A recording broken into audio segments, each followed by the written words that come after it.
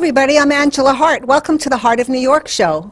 Today's segment is about Independence Care System and how it treats and cares for elders with respect to CDPAP, which we're going to talk about, and also specialized wheelchairs. And so my guest on the show is Danny Perry. Welcome, Danny. Thank you for having me, Angela. It's good to have you, Danny. Would you please tell the viewers what you do at Independence Care System and what Independence Care System does in general to treat elders? Sure. So my name is Danny Perry. As mentioned, I'm the Director of Community Engagement for Independence Care System. We are a nonprofit managed long-term care plan dedicated to supporting older adults and people with physical disabilities, providing the needed home care, healthcare, and social services so they can remain as independent as possible. We're similar to other managed long-term care plans in that we provide an array of services in addition to home care, transportation and medical appointments, dental, vision, hearing, occupational therapy, and so forth. But we also have a number of specialized programs and services that meet the needs of our members, and they're all free of charge. So we have a comprehensive wheelchair program, which we're going to go more into later on. We have a dementia program. We have a care transition program for people who are in the hospitals transitioning back into the community, a wound care program, and a host of other specialized services. We also provide CDPAP, as we're going to talk about today as well. Thank you. So it's a full-service care organization, nonprofit here in the New York area. Viewers, do you know that you can get paid to take care of your loved one? There's a program called CDPAP, or also known as CDPAS. So Danny's going to tell us about how this program works. Sure, Angela. There are a couple ways for a person to receive home care. First, it can be through a licensed home care agency where that agency sends a home health aide into the home to provide those services, or the second option is called Consumer Directed Personal Assistance Program, or better known as CDPAP, where a person or the person they designate as their representative can hire, train, and supervise the personal care aide for that individual. So viewers, it's very important you catch this. If you get into one of these programs, you can get paid, you can get trained, and actually hired by your loved one to take care of you. So tell us more about it. How does someone sign up for this? Who pays for it? How does it work? Sure.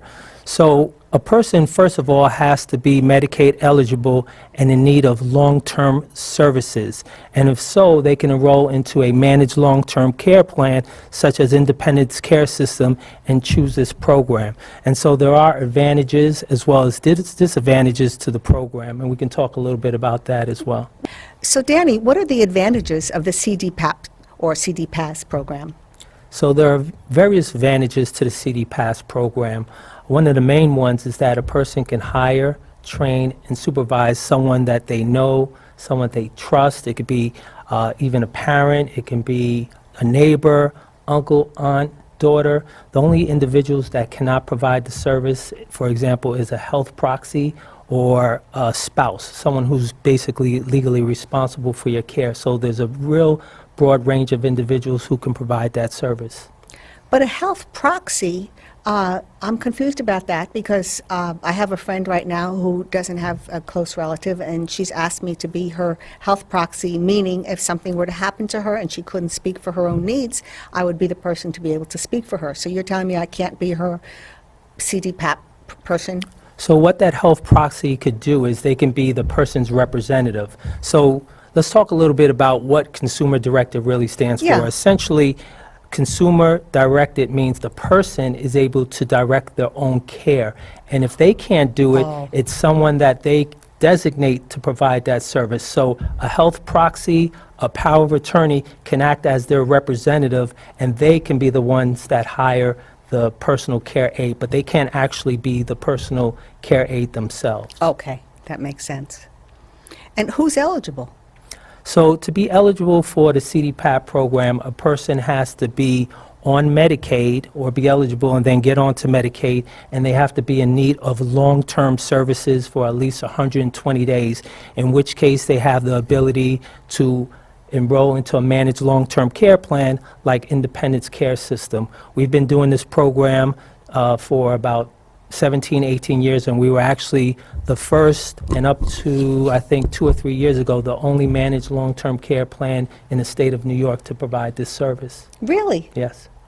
That's wonderful that your company had the foresight to understand that there could be something Yeah. beneficial to Yeah. the average family. Yeah, and one of the things about the Consumer Directed Program, which is so great, is it provides a lot of flexibility. So a person who might need a high level of care that can't get it through traditional personal care aid because of limitations, for example, someone who's sent over from a licensed home care agency, that aid cannot draw blood, it can't give insulin shots, they can't do catheterization, so they're very limited because of training and liability issues. But through the CDPAS program, the aid, or actually the person who hires the consumer or the person they designate, has to be the one who can direct the care for that individual. So those aides can provide a higher level of care, and it allows people who might otherwise have to go into an institution because they need a higher level of care that can't be provided by a traditional home care, personal care aide. I see. I've been noticing a lot of ads going up now, print ads that say, "Get paid to take care of grandma." What kind of companies are placing those ads? So things have really opened up in the last few years, and there's something called a fiscal intermediary, and the fiscal intermediary is responsible for all of the paperwork and the payment system, and the state essentially has opened this up, and then you have now a lot of traditional licensed home care agencies that are now taking on the role of a fiscal intermediary. So you're seeing it a lot. The challenge is CDPAS is not for everyone. There are requirements and things that need to be thought about. Such as what? Yeah, so for example, you are essentially the employer, right? So you're responsible for hiring the aides, and so if you have a couple of aides and in a particular day one is out of town and the other's sick, you can't call the managed long-term care plan and say, send an aide over to the home. Oh. You're responsible. And also, if that person is not doing their job, then you're responsible for, if need be, firing them. So Interesting. you have to understand that there are some responsibilities. You're also responsible for the payroll, so making sure that you report to the fiscal intermediary the hours the aide is working. And so, as you can see, a person who might not have the cognitive ability to be consumer directed might not be a perfect candidate, or they have to have a representative who can handle that on their behalf. Interesting. So the fiscal intermediary handles the financial side of it? The fiscal intermediary is responsible for the paperwork, making sure the aides are allowed and legally to work in the U.S. They also have to make sure that the payment is all the timesheets are in, and then the checks get paid and so forth. So they handle all of that on behalf of the CDPAP program. I wanted to mention one other thing about an advantage which I skipped over. As I mentioned, flexibility. The great thing about CDPAS is that you don't have to have a standard set of hours for a particular day. If a person's assessed, for example, for 40 hours of home care a week, you can decide you want 1 hour on this day, 8 hours on the other day, 2 hours on that day, and so there's a lot of flexibility in that. When you're going through the traditional home care model, it's going to be very standard. You can have the certain amount of hours on every single day, so you're really locked into that. I know with our organization, Independence Care System, we actually have some of our members that actually work for us, and they're part of the CDPAP program. And so, for example, when they're working during the workday, they don't need an aide there. Right. But the aide might be there in the morning to help them get dressed and prepare them for the day, and then they would come back to the house, let's say at the end of the day, or meet them at the job, take them home, and prep them for the night. And so that helps them support the independence and help them be active and get out and working and being productive. We have a number of wheelchair users that are members and also work for us, and so they're a great example of our support of people with disabilities. It shows that these are individuals that can be productive if you support their independence, and we provide them with the services, wheelchairs being one of them, that allow them to work and be productive citizens. How do they get a job with you, these people that are members of Independence Care System that might like to work for Independence Care Right. System? So, I mean, we have close to 7,000 members, so we can't employ every No. individual. But a lot of our members have unique skills, and we've been able to find out what those skills are. We have a number. We have one particular member who's actually doing podcasts for us, and she interviews different people, different members, different staff as well, and we talk about different, topics, and they're able to provide kind of a unique perspective on our Yeah. organization and what we do. I love it. I Yeah. love it. What other job functions are people hired in? So we have someone who is a manager. I think his title's manager of advocacy. I'm not exactly sure, who goes out and helps individuals if they have issues with housing or whatever the case may be, if they need fair hearings. And so they're really supporting the member. And as a member themselves, they're kind of like a peer-to-peer, but at the same time, they're also an ICS staff member. Excellent. So individuals that work in our intake department, member service coordinators, so a whole host of areas. Were there any things you wanted to share with the viewers before we go into our next segment and demonstrate the wheelchairs? Sure. So we do have a CDPAS flyer on our website. I'll make sure I get that over to you. But you can download it on our website by going to www.icsny.org. And I'll have that on the screen during the show. Yep. Okay, so let's take a look at this next segment, all about the special wheelchairs that Independence Care System has. Thanks so much, Angela.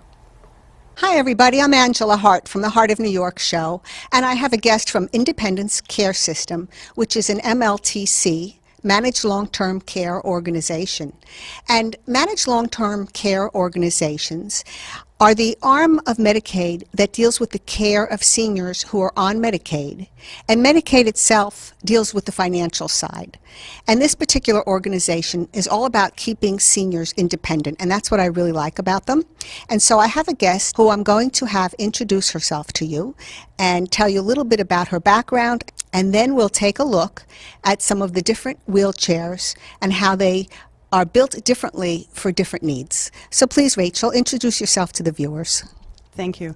I'm Rachel Spiers. I'm an occupational therapist and clinical specialist with Independence Care System's Rehab Department. I've been with ICS about 10 years and an occupational therapist for a little bit longer than that.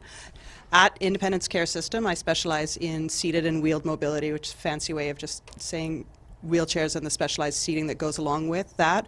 We also look at custom bathing equipment, accessibility, ramps, and the opportunity for people to get into their bathrooms again. So Rachel, we're going to look at the different chairs and how they're built differently, and they have different mechanisms to accommodate seniors. But what are some of the issues that come up when you're trying to fit the right chair for a senior? We look at any number of things. So when somebody comes in to meet us for the first time, we ask them a number of questions. We're looking at what their apartment is like, what their home is like, whether or not there are any barriers, stairs coming up to it, narrow doorways, tight corners, how heavy the person is, how tall they are, what their body shape is like, what their injury or illness has left them with in terms of function, what they're able to do for themselves, what they want to do for themselves. Wow. It's an involved process. Okay, well, thanks for explaining that, and let's go through each of the different chairs. Viewers, I had no idea that there were so many different aspects to wheelchairs. So if one of your loved ones needs a wheelchair, please don't just go and get any old wheelchair from a pharmacy or another place where you can order one without being properly fitted, because what I'm learning from Independence Care System is it can greatly impact the way the person gets healthier or becomes less mobile. It can do one or the other. So let's take a look at some of the chairs. Absolutely. So I brought in a selection of our demo chairs that we have in our office. This one right here is what you'll standardly see issued in a hospital. It's really designed for somebody who has short-term use. Perhaps they need to get to an appointment or from the emergency room to the x-ray department, something along those lines. It's not really designed at all for any kind of long-term sitting. As we move down the line, we're going into chairs that require a little bit more of an evaluation, and also the individual has more specialized needs. So what would this chair be missing as to why it wouldn't be good for long-term use, for instance? Oh, these armrests are not going to fall at the right height, because they're not adjustable. Oh, So what that means is somebody's arm might be cranked up into their shoulder, which is really uncomfortable, or perhaps they're going to have to lean over to meet their arm. And the human body is amazing. It will look for a position of comfort or a position of support. So you might have somebody who has a normal posture, and then if they're sitting in a chair that's too wide, say we were to put you into this chair, we'd probably have this much room on one side. So you would slump over to find a position to rest, then you would go like this, and then you would go like this over time. so this, an improper chair that's just a temporary chair, we'll call this, to move somebody a short distance could really interfere with someone's posture and long-term physical. Absolutely, absolutely. You can develop pressure sores because you're sitting unevenly, you're putting more weight on one side of your body, or even you've slid over and you're coming up against this edge here, so you'll get a wound on another bony part of you. You have no opportunity to rest out of gravity, so you come like this, Oh my and then your gosh. head will come out like this. There's a lot that can go on just from sitting poorly. Sitting poorly or choosing the wrong wheelchair can give somebody neck aches, shoulder aches, sores. Yes, sores, you can get respiratory complications because you're sitting and your chest is crushing in, so you're Oh. not getting a great breathing. You can get digestive issues, drainage issues, because things are not in line, so food and fluids don't move through you properly. A number of complications from poor sitting. So take from this, viewers, not to just go get any old wheelchair for your loved one. It really can have damaging long-term effects. And I just learned this today, so I want you to know that too. Yeah, absolutely. So let's go to the next chair. All right, so this is often miscalled as a sports chair, but this is really, it's an ultralight chair, and it's a custom wheelchair that's for somebody who uses the wheelchair for every part of their mobility. So oftentimes we'll see somebody with a spinal cord injury or an amputation or something along those lines using this particular chair. We look at somebody's length of their legs, where their arms fall relative to these armrests. We look at how high the back needs to be to provide them with good support. We look at how long their feet are or how long their legs are so that we can properly support their feet. If the knees are too high, then you put increased pressure on somebody's backside, and that gives yet another opportunity for a wound to develop. It's fascinating. It is. Now, does Medicaid pay for the cost of these chairs? Medicaid will pay for a chair if somebody needs it for use in their home and also in their community.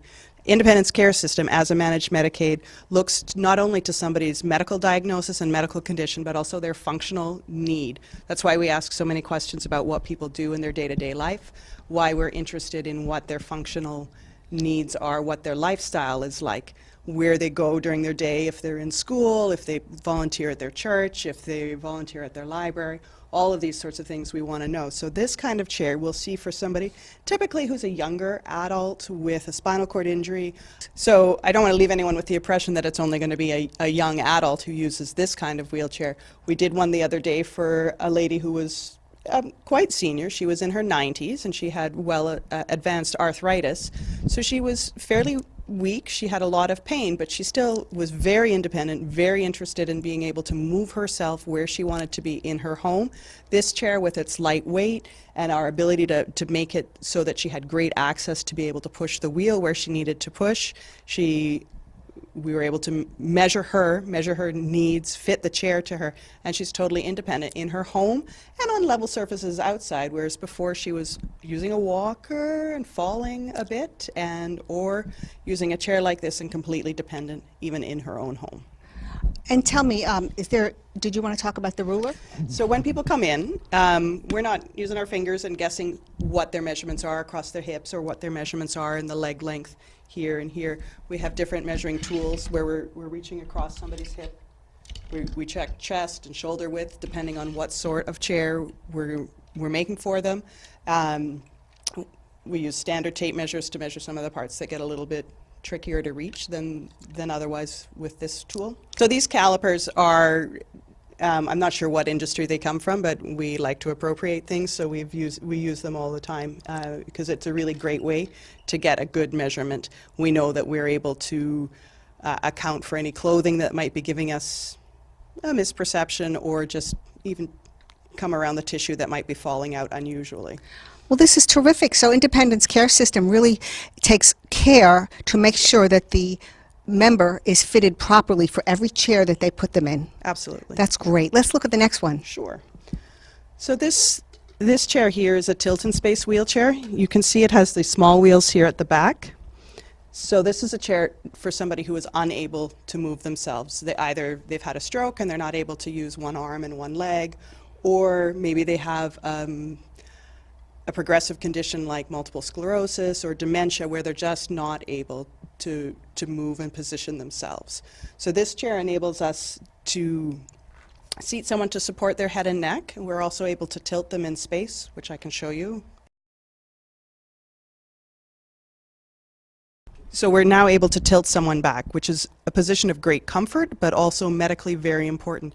What it does is it passively allows the rib cage to expand, so it enables people to take a deep breath, which is going to lower your chances of developing pneumonia if you can have a good solid cough to get anything out that you have as a result of a cold. Being able to have that cough is very important. It also takes the weight off the seating surface and transfers it to your back, which gives the skin an opportunity to refill the blood and the oxygen to get back into the tissues, and then you're less likely to develop any kind of wounds. We also have a head support here, which is just a more comfortable place to be when you're tilted back like this rather than trying to hold your head up. Yeah, so your head support here, we can adjust it according to what your position is. So sometimes over time, you notice that gravity makes you look a little bit like this and your head has come out because, again, the body is an amazing thing and it will accommodate. What most people look for is to maintain contact with their environment and the loved ones in their life. So the human body, if it's sliding over this way and it's falling forward, you're always going to see this kind of posture happen. And it's astonishing what we do to maintain contact with the loved ones in our lives, but also very detrimental to our body. So having the opportunity to tilt back in space like this, to rest, to expand all of these tendons which are getting tight, the muscles are getting tight, just really allows people the opportunity to rest in comfort and also stays some of this development into this kind of posture. So Rachel, can the member who's in this wheelchair control it, or it's up to their caregiver? In this particular chair, it is up to the caregiver. We have a push handle back here, and this is actually an adjustable stroller handle, so you can change it according to the height of whoever the caregiver is, which is really lovely if you have a tall caregiver and maybe your other home attendant is a little bit less tall. They can adjust this themselves, so it's much more comfortable to push somebody. Yeah, because we have to consider the caregivers. They're under so much stress as it is, and they're not always that strong themselves. Some of these people are in their 70s, pushing around 90-year-old parent, and it is hard to push so much weight in front of you. So it's good to know that these chairs are adjustable. And what's interesting about these chairs, even though they are bigger and they weigh more than, say, a hospital chair like this, because they're designed differently, it's actually easier to push it through space. The way that the person who's sitting in it weight falls over top of these wheels makes it an easier thing to move through space. Many times our home attendants will be reluctant to take on moving someone through this because they think it's going to be so much heavier than coming out of this chair, but then they push it around and they're struck and they're like, oh my God, I thought it was going to be so much heavier, but it really is much lighter. We choose different front wheels like this that are a little bit wider, that make it easier for people to be able to push, because when we look at it, like you mentioned, we are very, very interested in knowing who else is involved in someone's care and how we can make everyone's life easier and more comfortable. Well, that's excellent. Thank you. Let's look at the next one. So tell us about this chair. How does this differ from the other three? All right, so this is a power wheelchair, what some people call an electric wheelchair, but it is operated by batteries. It has two motors that control these two drive wheels right here, and you control it with this joystick, and you're able to move through space. You mean the actual member can control this themselves? Absolutely. And can a caregiver control it also, or would it be counterproductive? They're better with the other one? Some people have a condition like MS or like ALS or something along those lines where they do fatigue out, and we will put an attendant control back here so that somebody else is able to control the chair, or most times, because it's just a little bit easier to drive from here than an attendant control, people will drive from here. You can push it, we can disengage the motors, but it's a very heavy system and you wouldn't want to do that unless it were absolutely needed. So would the attendant have a joystick, an electronic joystick in the back? They can have one back here, yes, if it's needed. Interesting. Tell us more. All right, so this power wheelchair has a lot of different functions to it. Again, we have the headrest, and we have this is their standard back, but we can look at what kind of foam is in there if somebody has a really bony back. We can also look at putting other kinds of backs, say you wanted to do one more like this, or somebody had a postural deformity that you needed to accommodate. We could put a specialized back on that. This one has a custom cushion, a ROHO cushion on it, which is for people who either have breakdown or are at high risk for developing breakdown. So there's a little valve here, and then we have pumps, and you can just put the appropriate amount of air in it. So you need to have the person sitting in the chair. You need to check where they sit into it by checking with your hand how far submerged they are into this air. We can also look at using our pressure mapping system, which is essentially a sheet of sensors, probably 20-inch square, that just slides between the person and the cushion, and then we'll sit them on there, and it gives us a reading of where the peak pressure areas are. So it's a color representation. So you can see where somebody is likely to have a pressure breakdown, and then we can look at filling the air appropriately, or if they're getting a really bad reading and it looks like this is a bad choice of a cushion for them, we can move to different kinds of cushions. There are a number of options necessary. So how does a family member let Independence Care System know that they are needing a chair? Who do they call at Independence once they're on your plan? Once they're on our rolls, they let their care manager know. So thank you so much, Rachel, for coming on and talking Pleasure. about the different wheelchair models that Independence Care System has to offer their members. Thank you. Thank you for watching the Heart of New York show. We're on every Tuesday night in Staten Island at 8 p.m. on Channel 34, and we also air in all the other boroughs at 8:30 p.m. on Tuesday nights on FiOS, so we hope you'll find us on the other stations as well. Thanks for watching. Bye-bye.